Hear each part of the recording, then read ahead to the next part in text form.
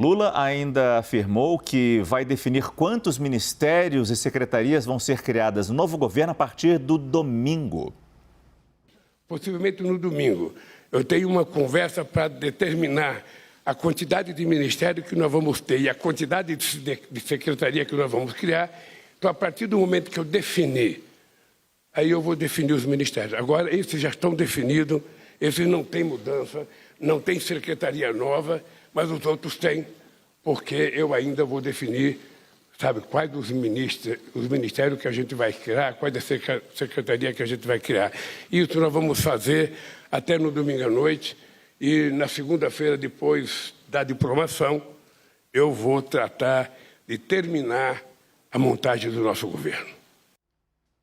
A gente vai detalhar ao longo desta edição o perfil e o que esperar de cada indicado nesse futuro ministério de Lula. Mas é necessário primeiro analisar este momento da transição, com os primeiros nomes anunciados como futuros ministros. Eu converso com Larissa Rodrigues, Caio Junqueira e Yuri Pita. Larissa, começo com você. Lula afirmou que ainda vai ter uma conversa para definir quantos novos ministérios serão criados, algumas secretarias. Já sabemos o tamanho dessa esplanada dos ministérios?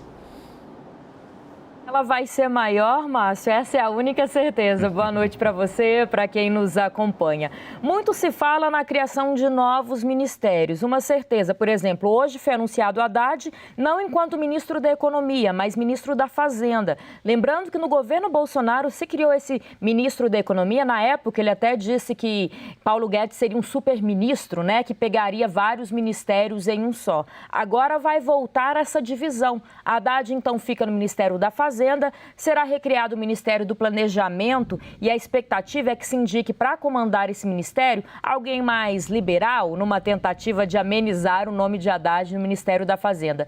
Também tem-se uma certeza que vai ser criado, junto ali com essa pasta do antigo Ministério da Economia, o Ministério da Indústria, Comércio e Serviços. Tem uma disputa ali para ver se o PSD fica com essa pasta. Tem a criação também, estão articulando a criação do ministério que deve voltar a chamar Relações Institucionais, que também deixou de existir durante o governo Bolsonaro e ficou apenas o Ministério da Casa Civil.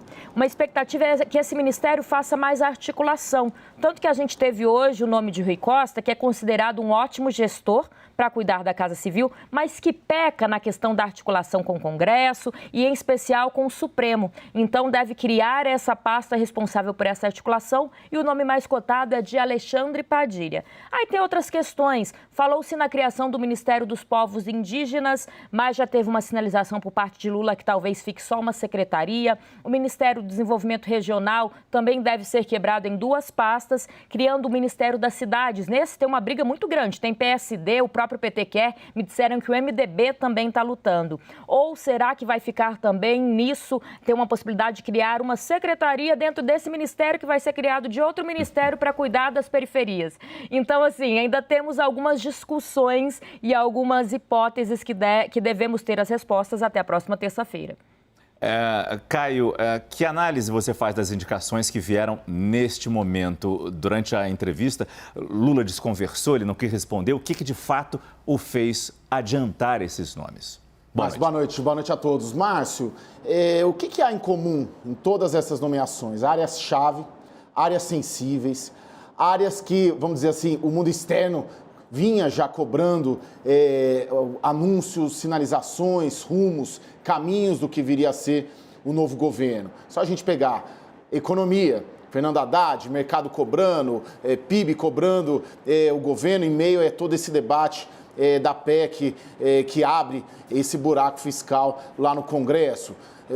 Ministério da Defesa, militares, essa polêmica toda, dessa relação do petismo, do Lula com os militares, política externa, uma área-chave, né? Desde a campanha, o presidente eleito fala que a política externa será um caminho, será uma forma, um passaporte para o Brasil rodar o mundo, atrair investimentos, Casa Civil, coração do governo. Então, assim, ao antecipar esses nomes, ele sinaliza primeiro, esse é o coração do governo, e ele sinaliza também que já podemos compartilhar responsabilidades. Nós, imprensa principalmente, não olharemos apenas agora só o Lula, olharemos também o Flávio Dino, olharemos também o Rui Costa. Eles já estão falando, já estão dando todas as diretrizes. E isso, de certa maneira, ajuda a distensionar o ambiente político. Márcio. Obrigado, Caio. E Yuri, agora, do ponto da diversidade, e por mais que Lula tenha dito hoje, ele reconheceu que só havia homens brancos ali em cima daquele palco, se bem que ele disse que Flávio Dino é pardo. Tentou dar uma amenizada. Ele disse também que vai tentar montar os ministérios com a cara da sociedade brasileira. Isso foi promessa de campanha, mas a gente não viu essa diversidade hoje. Fato. O quanto realmente Lula reconhece a importância dessa diversidade no seu ministério, no seu governo? Yuri, boa noite. Boa noite, Márcio, Caio, Larissa, que nos acompanha aqui no Prime Time. Reconhecer, ele reconhece, mas também acaba admitindo, ao fazer esse anúncio hoje só com homens, que é mais difícil do que as intenções ou do quanto ele tem sido cobrado por seus aliados para conseguir demonstrar essa diversidade. E é claro que isso é uma pauta que é mais importante ou mais cobrada e mais esperada de um presidente eleito por um partido de esquerda com a trajetória de Lula do que de outros governos.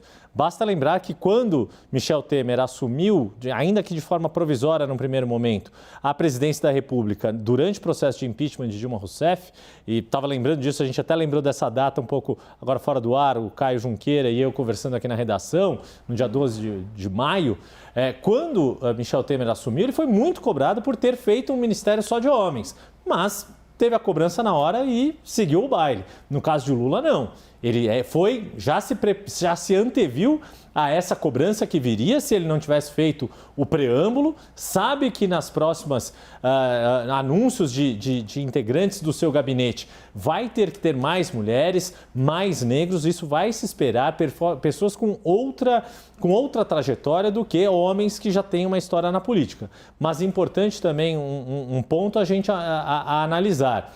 De todos esses, verdade que 2 já foram ministros de Lula, o próprio Fernando Haddad, que é um braço direito muito próximo, pessoa muito leal de Lula, e o próprio José Múcio, escolhido por essa contingência, pela conjuntura atual, do quanto a questão com os militares ganhou importância nesse mandato, mas quando se vê ali a escolha, principalmente de Rui Costa para a Casa Civil e Flávio Dino para a Justiça, uma espécie de troca geracional no campo da esquerda, em especial com Rui Costa na Casa Civil, que é um político um pouco mais novo do que a geração de Lula e dos seus primeiros aliados que compuseram o primeiro mandato, os 2 primeiros mandatos de Lula na presidência da República. Obrigado, Yuri. Caio, Larissa, até já.